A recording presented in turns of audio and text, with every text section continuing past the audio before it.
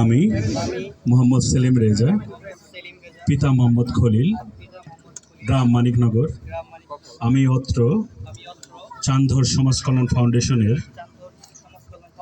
সভাপতি হিসাবে নিজেকে নিযুক্ত করিতেছি। আমি দৃঢ়ভাবে শপথ করিতেছি যে আমি বিশ্বস্ততার সাথে অত্র সংগঠনের সভাপতির দায়িত্ব পালন করিব।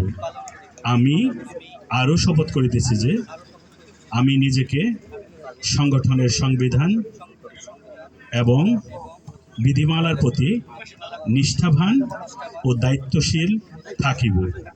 সংবিধানের রক্ষণ, সমর্থন ও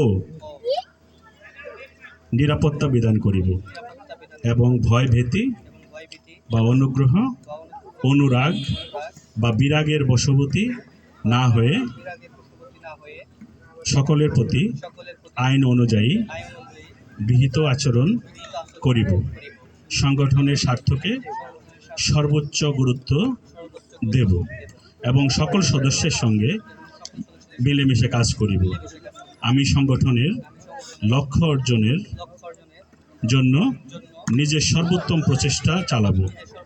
ইনশাআল্লাহ গুরুত্ব এবং সকল সদস্যদের সঙ্গে মিলেমিশে কাজ করিব।